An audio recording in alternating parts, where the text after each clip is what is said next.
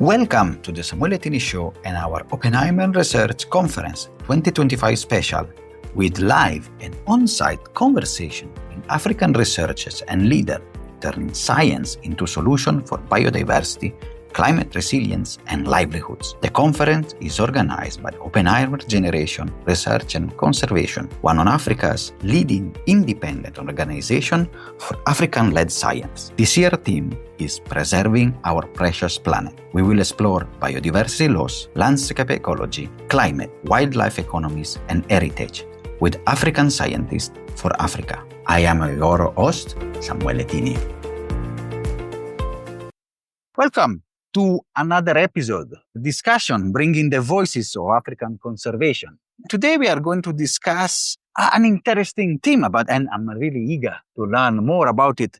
So that wildlife, land-based use, and we are doing today this one with Susan de Witt, who's a doctor studying at the University of Stellenbosch.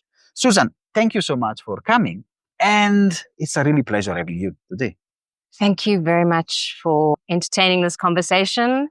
I think it's unusual at this particular event because a lot of people here are scientists and really going into detail around ecology and interactions between plants, animals, etc. And I am looking at how to finance wildlife-based land use, which generally means converting land from livestock farming to wildlife reserves or ranches. That is an interesting point. And have you entered this world? What is your background, Susan? So I'm glad you introduced me as doctor. Most people around here have doctorates. I am in the process of studying a PhD, and I'm not being particularly confident that I'm going to get my PhD. Hence why I'm calling myself doctor. But I'm actually a veterinarian. I spent the first 10 years of my career in small animal practice.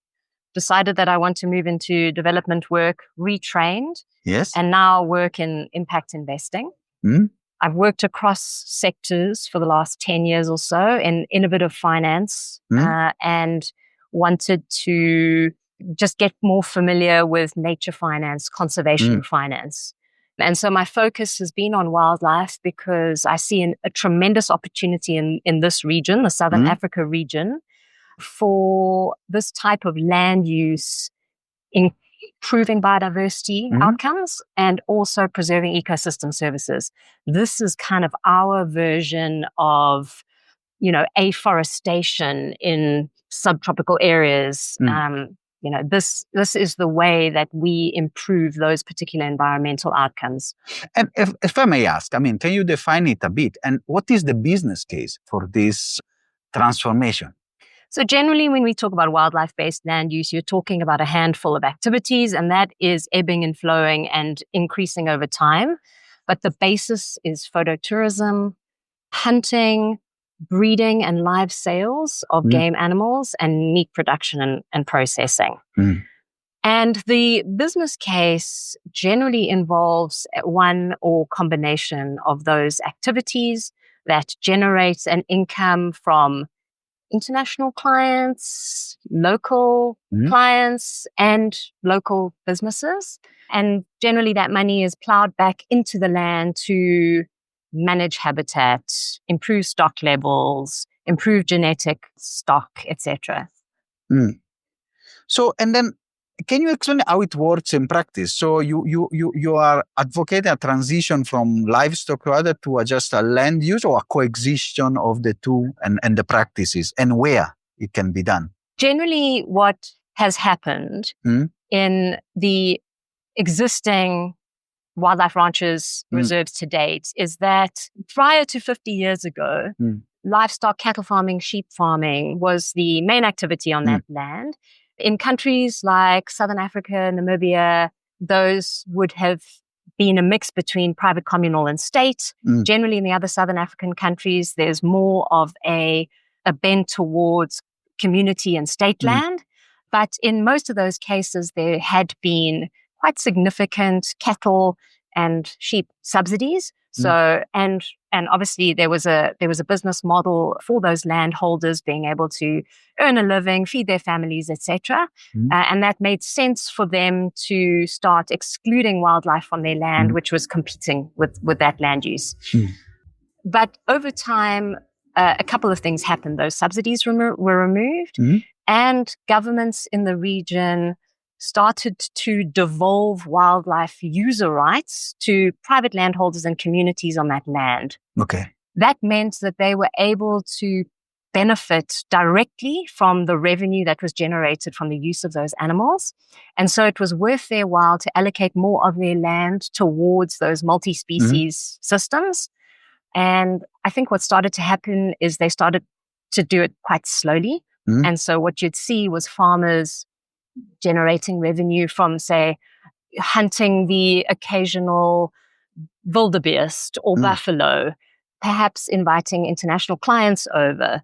And as they started to build up their kind of capital base or the amount of money that they had, and they recognized that they could more money per large stock unit by adding that value. So they were not only selling the meat of that animal, because all the meat is sold and processed. None of it is just wasted.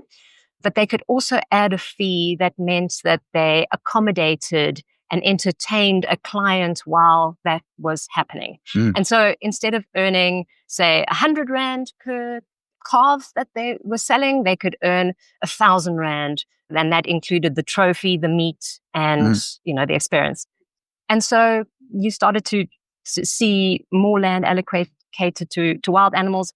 And then as capital built up, people started building lodges. They started building kind of photo-tourism businesses, which required more land, started buying in more generally indigenous, sometimes exotic species, and having big five on their properties. And so you see that growing over time. And I mean, it's an approach that has proven that some numbers are growing and others. How would you respond to two critics? That the first one, is it just a model that can be on private big land, or it can be also scaled to community lands, so that there is an incentive also for communities to really set up this type of venture? So, I mean, I don't think that's a hypothetical. I think that has been done. In fact, there's alongside this history of freehold land, being converted, there is a history around community-based natural resource management in the region, where communities have been involved in wildlife conservation and habitat management for decades. Some of the research that I have done, the initial phase of the research, which was a systematic review, basically going out to find all the evidence of financial performance of this kind of practice across community, private, and actually state land where operators are working. There are definitely more studies that have been done on private land, but there are approximately 20 or so studies that have been done on community land, specifically looking at financial performance. And there definitely is evidence to suggest that communities are benefiting. That's very nuanced, what I'm saying there, because there's issues around fair remuneration, there's issues around distribution of benefits, etc. But communities are earning, a percentage of the revenue from that land. Yes. I think what the review suggests is that they're earning way less than what private landholders are earning. They don't tend to be delivering the services like hunting operations and lodge operations. So they're earning a percentage of that take. So let me give you an example of a recent study. Yes. In Namibia, Linus Cavillage has done quite a bit of in-depth research in the last couple of years and estimated that community conservancies, particularly in the northwest of that country, earn about 20% of the revenue that operators take from hunting operations in that region. And that comes to, in the aggregate and average of the figures that I looked at over time, at about $5 per hectare. And the size of those properties are ranging from, say, 100,000 to 350,000 hectares. So compared to private land where your average is probably closer to around $55 per hectare in total. That is, I think people look at that percentage and there's obviously some consideration around why there's such a discrepancy. Yeah. And I think part of what we are interested in, not only in this study, looking at, the follow-on to the systematic review, is going to find out from landholders and investors, well, firstly from landholders, how they financed the conversion of their land, how they've built those businesses, but then also from investors and outfitters, what is the investment case? Why have you invested? Is it a philanthropic investment? Do you hope to break even? Do you want to make a profit? Like, why have people been pouring money into this particular business model, and what has worked? Yes. And then who is, how you set up, vehicles for investment? So is foreign investments, is private equity, or is also local investment, philanthropy? What is financing this transformation of land and this more wildlife-based land? So that's a really good question, which is my PhD question, because actually there's not a lot of information out there. But I'm going to give you some insights based on recent kind of conversations and snippets in the 80 papers that I've reviewed. The funding model for private land and community land looks very different. So on community land, generally what's happened is that you have donors that are partnering communities or funding communities to improve their governance systems, support the technical aspects of natural-based resource management, support their engagement with the private sector, and then you'll have an operator coming in, bringing their own investment into the land, building hunting lodges, airstrips, roads, fences. And so in that way, the communities are not only able to harness some of the more philanthropic funding coming from private individuals or government and private investment by making, that their land available for this type of activity. There's very little information that has actually been collected around outfitters and operators and how they make decisions around investments. And actually, I'm working with the African wildlife economy community of practice to start to understand what those criteria are. And some work has been done around what percentages have been allocated and so on, as I've just mentioned. On the private side, now this is going to come out of the conversations that I've been having over the last month with a very small subset of farmers, say 20 farmers. Bearing in mind that a lot of those farmers they've been in the game long-standing. So I'm not talking to people who've got into this kind of business in the last 10 years. These guys have been in 20, 30 years. So you need to bear that in mind. So is as a representative sample of this. Yeah. And a lot of them have initiated this conversion through using their own funding, either family funding or cross-subsidization from other businesses, or through what I mentioned earlier around starting to generate income out of hunting and then just building on that over time, that capital accumulation over time. A lot of people talk about that being absolutely foundational to how they've kicked off these businesses. Now, on the back of that, particularly when it comes to land, most of them have been able to raise a bond at some point with a commercial bank. Okay. Prior to independence, what people were tended to do was go to an agri-bank or a land bank, where you would get favorable rates. The farmers that I've spoken to are private landholders. They are previously advantaged citizens of the countries that they're living in. They would have had access to that cheap money previously. In the 90s, that changed. That was no longer available to them, but that is now available to emerging farmers, which is yet to be explored within this study as to how that is being utilized. But a lot of the farmers then would have turned to commercial banks where they'd be paying commercial rates for land. Now, in order to raise a loan from a bank, you need collateral. You need significant collateral, and you need a deposit. So you can't come empty-handed to a bank and say, I need to raise money for a farm. So, partly what I'm hearing is that it's a mix.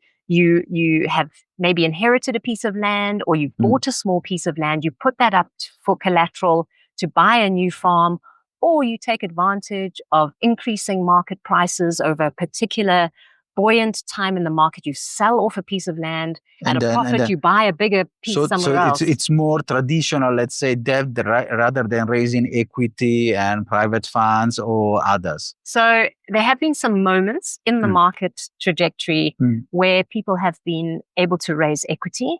And I'm going to name a couple of examples, but I don't have details.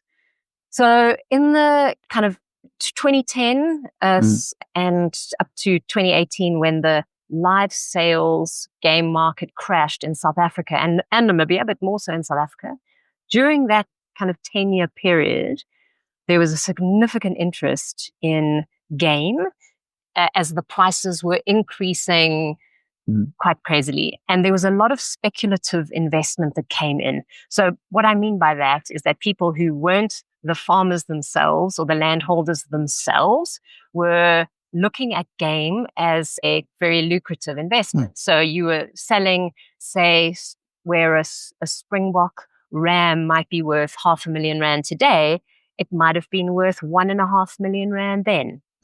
People will probably remember our president, being one of 3 shareholders in a Buffalo Bull, which cost 168 million. The market was very, very hot. And there was a lot of money that was coming in from outside investment. And there were shareholders in game. There were game syndicates that developed around that. And that, the market crashed. People lost money. People made money, like any bubble. But that kind of model has remained to an extent. So you'll still get shareholdings in game. And I think the other equity investment that we see is from corporates. So the likes of and beyond, or, at different stages, corporates will be investing in luxury tourism. That is the more connected with and the revenue stream, just to understand, because my question of the revenue stream is also because the replicability of the model, because we know South Africa and Namibia, compared to other African countries, for example, I'm thinking when I'm come from Kenya, where hunting and other revenue streams are not possible. So how do you compare the two models? Is it really replicable? You are advocating to say different revenue stream will make it more reliable rather than just the traditional tourism. So I think that one of the arguments or some of the evidence base that the research team that I've been working with is continuing to surface is this idea of property rights and institutions as being drivers of success in the industry. And property rights include land tenure. And by tenure, I don't mean private or communal. I mean the fact that that land can be used materially to do things like stand for collateral, to be able to set up business and invest in land and build on asset bases. Whichever model you're using, the principle is that communities on land or individuals on land need to have control over the asset that they are protecting, managing, conserving. And obviously the other is around wildlife user rights. So, for example, in South Africa, ownership rights are the most devolved out of any country. And so if you buy an animal, you have the right to use it obviously within ethical boundaries in a way that you can generate the most money with. And I just want to say that most farmers I've met are not profit maximizers. They are conservationists. So, what they're doing is that they're plowing that money back into their businesses. So let me take a step back. You asked about whether this model can be replicated. Can be replicated, and with also due to the sensitivity of land, especially in our context in Africa. So devolution of rights and institutions, that's key. How the model grows up around that can be highly diversified. And in fact, as you mentioned earlier, there is criticism around South Africa, for example, where properties tend to be smaller. They tend to be fenced. They tend to be very individualized, which impedes connectivity, flow. Exactly, that is the problem about biodiversity. And so there are definitely downsides to some of the models that have been set up. And I think there's some thinking that is being done around how to start to open up those landscapes again. But I don't think at this point, we can definitely be refining, tweaking. I think there's a lot of work that's going into living landscapes, for example, the sandparks policy, the transfrontier conservation areas, very advanced pioneering thinking coming from this region. I don't think it's good use of time sitting around nitpicking around or pointing fingers. I think the world is in a global biodiversity crisis. I think biodiversity is decreasing everywhere across the world. I think habitat is being lost right, left, and center. And I think in Southern Africa, where we have a multitude and diversity of institutions and models and organizations, we are increasing the number of wildlife here. We are increasing species diversity. We are allocating more land towards wildlife. And we're in the middle of a new, vast experiment that appears to be working, that is using these multiple models. And I think it's good to be learning from each country around what works and combining what works. We haven't settled on something that's perfect, but we do know overall, because the trends indicate that abundance and diversity and threatened species numbers are improving, that we're onto something. I mean, yeah. So it sounds like, to the traditional, the purist, let me put it in this way, this model may scare somebody and say, hunting or using wildlife, a more traditional approach like conservation that is like a fortress and leaving the animals there. But of course, what you're saying, the evidence that you got from your research that biodiversity is increasing, number of threatened species are increasing. So we should not rule out this model. This is working, and learn and understand the strengths, maybe correct the others, and really see how this financial use can be also a methodology to improve and solve the problems that we are having in conservation and biodiversity. Yeah, I do. I mean, there is obviously a lot of pushback around hunting specifically. The way that personally look at hunting is a way to control population size.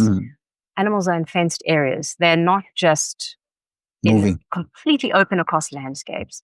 In fenced areas, animal numbers need to be managed because they reproduce. Yeah, the carrying capacity of the land, that is there. And, I heard from a lot of farmers that I've spoken to, and in fact, it's written up, they are not managing animals as much as they are managing soil and grass. So you'll speak to farmers, livestock farmers, wildlife farmers across the spectrum.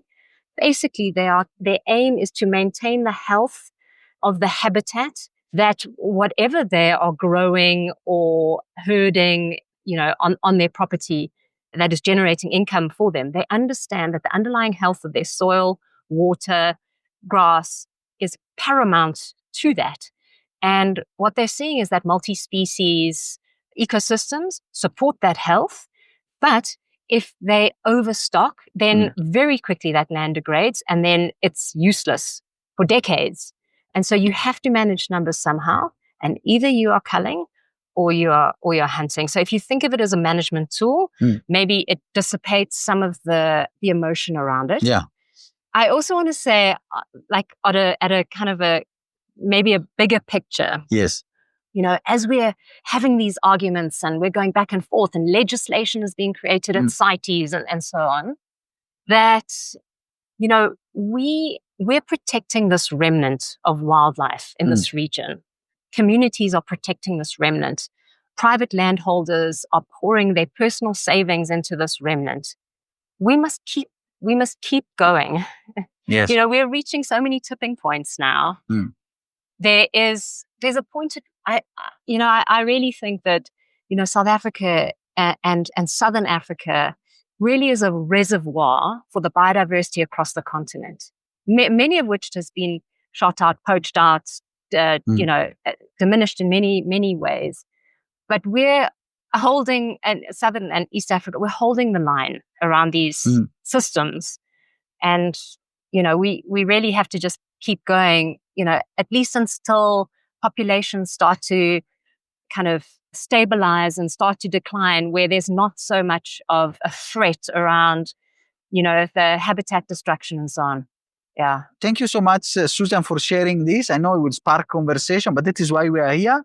And then is also, I really like what you appreciate. You have diversity of models. We don't point finger, but we just see what is working and what is the objective we are trying to solve. So it's been an honor and pleasure meeting you, Susan. Thank you very much. Lovely chatting. Are you satisfied after this wonderful episode? Let's continue together our sustainability journey.